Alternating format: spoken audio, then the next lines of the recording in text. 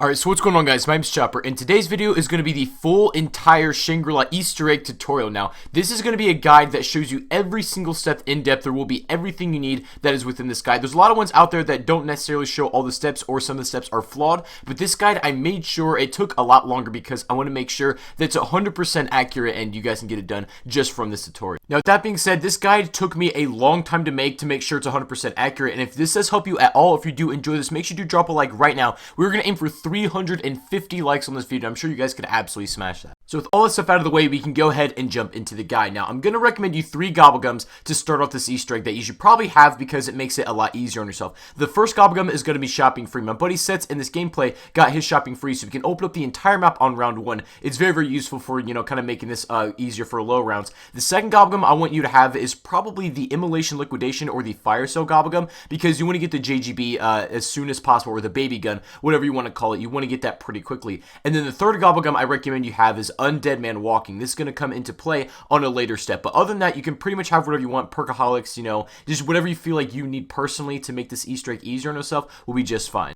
Once you've got the entire map open and the power on and everything like that, this is what I recommend. If you have fire sales, then you use them right here. So basically, one of your 4 players needs to get the JGB or the baby gun. So all of you go post up at a mystery box and keep spinning it until at least one of you has it. And there can only be one in the game that does pick it up. So as soon as somebody gets it, they need to call it out just to make sure people know who has it. But once you have the JGB or the baby gun, whatever you want to call it, I'll probably be calling it the baby gun throughout this guide just because that's what I refer to it as. But as soon as one of you gets that gun, then you're good to go with the next step. So something that you need to keep in mind about this Easter egg is that when you're doing every step, you need to be in Eclipse mode. I'm going to show you guys how to activate this right now. You want to go back to spawn and have all 4 players line up at these buttons that are like right in the area. And when you guys are ready, you're going to count down from 3, 2, 1, and then everybody's going to press their little stone, this button right here, at the same time. And what that's going to do is enter Eclipse mode. The sky is going to change, and that's how you know you've done it correctly. So as you can see right here, we go into Eclipse. The sky has changed. You're kind of like in a nighttime type of thing, and this is, you know, you want to have this active while each step is going. So in this first step, you're going to start hitting these panels. On both sides of spawn, after you hit this button that's over here on the wall, you can see it right here. It's like kind of like the Eclipse button, but once you press this into the wall, this will activate the step, and then there's going to be 2 sets of tiles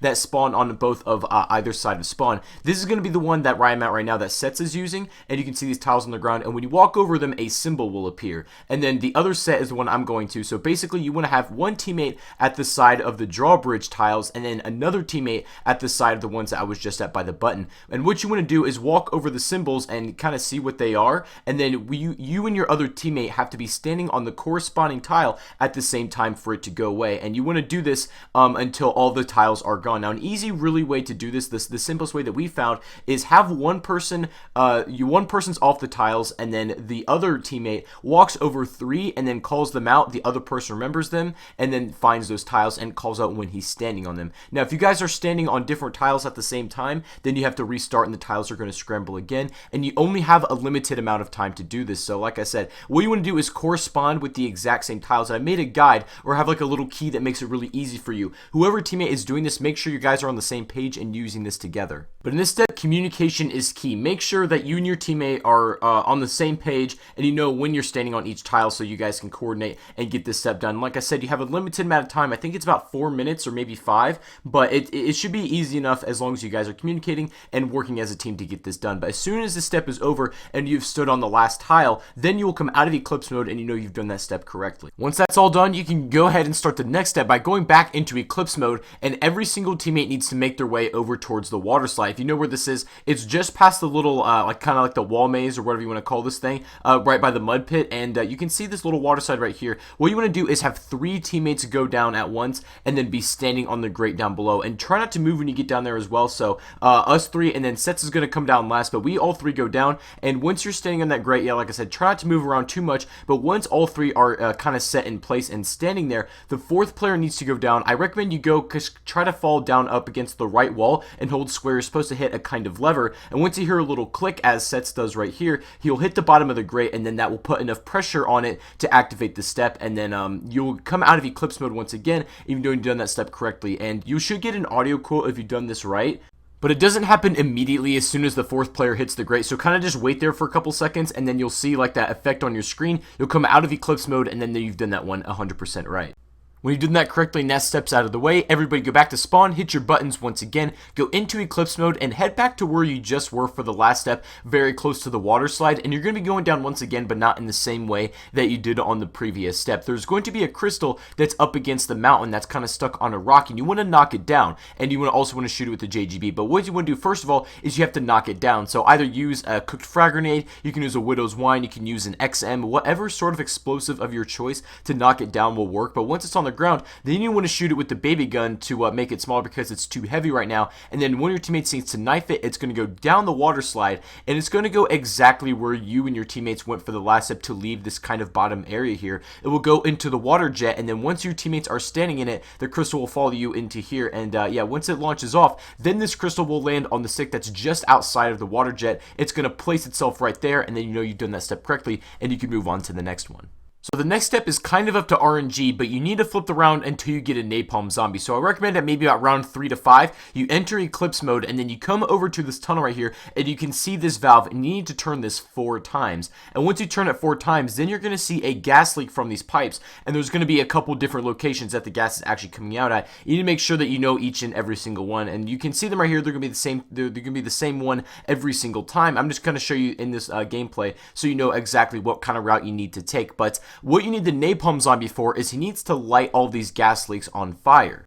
And at this point, this is when I recommend either you or one of your teammates hits for the Gobblegum Undead Man Walking, because this will make the zombies just so much more docile, and it'll be the same speed as the Napalm Zombie. But once you've located a Napalm Zombie, you want to take him through this area coming out of spawn by the Juggernaut machine and bring him through this way, and he needs to light all the gas leaks on fire. Now this can be very, very tricky, because if you get too close to him, he could accidentally explode, but if you get too far away from him, he could track one of your other teammates. So you need to make sure that you kind of keep him in your range at all times, or at least know where he is. And like I said, he's going to be moving super slow, so you just need patience in order to do this step. It's also probably worth mentioning a couple things. Number one, he does not die to nukes, so if you accidentally do pick up a nuke, he will not explode, and you can end rounds without him dying, just so you guys know that. So keep that in mind. And also another thing is that every single time that you come out of Eclipse mode, say you don't get a Napalm Zombie the first time you were anticipating one, you need to turn the valve each and every single time, because it resets the step, and that's what a lot of people do get confused on. But as you can see right now, we're just kind of leading him through this tunnel path exactly where we walked through, and he's gonna light every single gas leak on fire, and then once they're all lit on fire, you need to come back over to where that valve was, and there's gonna be a lever right there. This should be where the Napalm Zombie ends off at when he lights up the last gas leak, and then you can go ahead and take him out once the final one is on. So then you want to run through your fire over here, go over towards exactly where that lever was, or where the valve was, and I'm telling you there's going to be a lever that's like right next to it. So as soon as that is on, all the gas leaks are on, you're going to flip that lever, and what you're essentially doing is killing Brock and Gary every single time while doing these steps. So when you flip the gas leak, that lights everything on fire, and then you end up, just taking them out. You'll come out of Eclipse mode, and you've done that step correctly. Now for this next step, everybody needs to come into the power room and buy trip mines. Now in the old game, these were spike mores, and it made more sense for this step, but get every single one of your teammates to buy at least one set of trip mines. You need to hold on to it for this upcoming step that you have right here. So what you want to do is go into Eclipse mode, and then you need to fill up 4 holes that are going to be kind of by the waterfall. Now in this gameplay, we did kind of rush this step just because it was a spur of the moment kind of thing.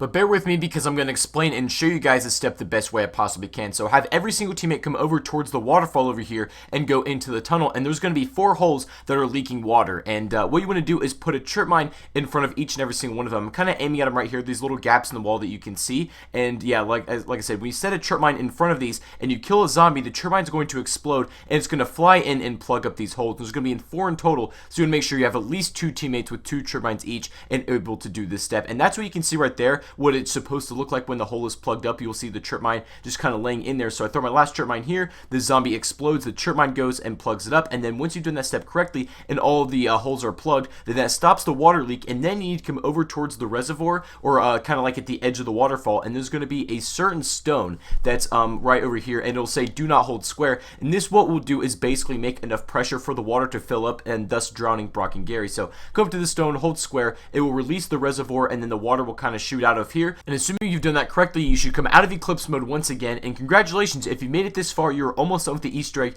and you're pretty much done with all the hardest and most annoying steps. It's just the final couple ones that you need to do now.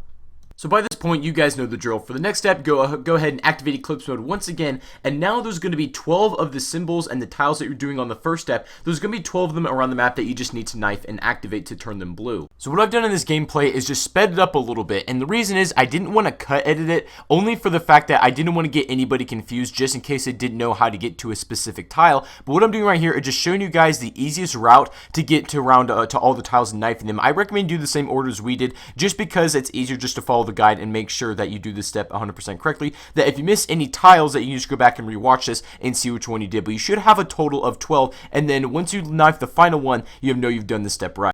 So right after that's done, while you still have Eclipse Mode activated, there's going to be a TP that you see outside the map here, and you need to blow it up with an explosive, similar to what you did with the original stone step right at the beginning. So either take a grenade, take a Widow's Wine, and XM, you know, whatever you got to do, but you need to blow up that TP, and once that's exploded, you know you've done that right, and that step is out of the way. When you leave Eclipse Mode, now you need to do, this is the only Easter egg step that you do out of Eclipse Mode. So once you're in the regular part of the map, you want to come over to this radio that's just by where the TP was, and you want to hold square on this, and you're going to hear Brock and Gary start to talk to each other, and then they're going to talk about a specific letter of code that you need to go ahead and then type in on these little dials. Like I said, it's very important that you do listen to this radio because the next step will not activate, and a lot of people actually end up overlooking this. When they're done with that radio, then all players, like I said, need to go back into Eclipse Mode to do this step. Now, as you can notice in this gameplay, we are not in Eclipse Mode. Now, the only reason why we're doing it out of is because we don't want to activate the step. We're just trying to show you guys what this needs to be. And you have to say each and every single dial that's within the mud pit to the correct symbol. There's going to be 4 in total. I'm going to show you guys each one you need to do. And as you can see on the screen right here, I'm just going to have a very easy code just so you know which ones need to be on. But like I said, I can't stress this enough. You need to be in Eclipse Mode doing this step. But just for example, we're showing you guys in this gameplay which each and every single dial needs to be on. This step's pretty simple and straightforward as long as you assign, each teammate to a dial and then know which ones they need to put at the top here to activate the step. And as soon as you've done that right, you'll get a code from you get a quote from your characters saying that the code was accepted and it worked, and then you should leave Eclipse Mode signifying that that step was indeed correct. When you've done that step in Eclipse Mode and it's all done and you come out, now you need to start going around the map and testing gongs to see if it lights up the crystal or not. So basically, if you knife this and it turns red, as you can see right here, then that is the incorrect gong. I'm going to show you guys each and every single one that you need to knife. If it does not light up and you get no effect at all, that means you've done one correctly. So you knife this gong right here, and we realize that the crystal does not light up. So that's one of them that we need to keep in mind that's going to work. I'm showing you guys each and every single one right here.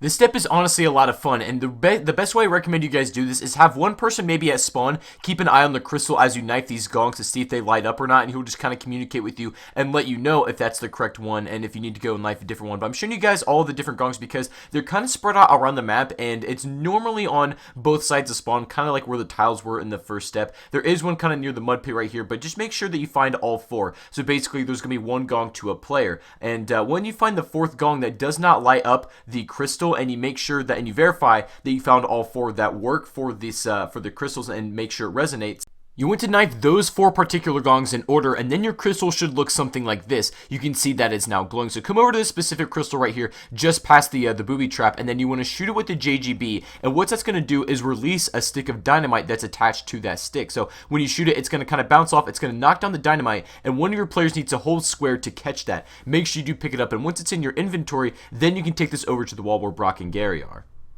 But just before you can do that, you need to shrink the 115 crystal first. So have one of your teammates hold a zombie, and then exactly where Sets is standing in my game with the JGB, stand where he is from that angle and shoot this particular crystal with that weapon. And what that's going to do is take that gun effect, and it's going to resonate off of each and every single crystal. And once it hits this final one right here, it's going to amplify enough to where it can shrink it down. And what it's going to do is going to fall like into the wall over there. So then once you've done that, then you want to go up to Pack-a-Punch and give Brock and Gary the dynamite.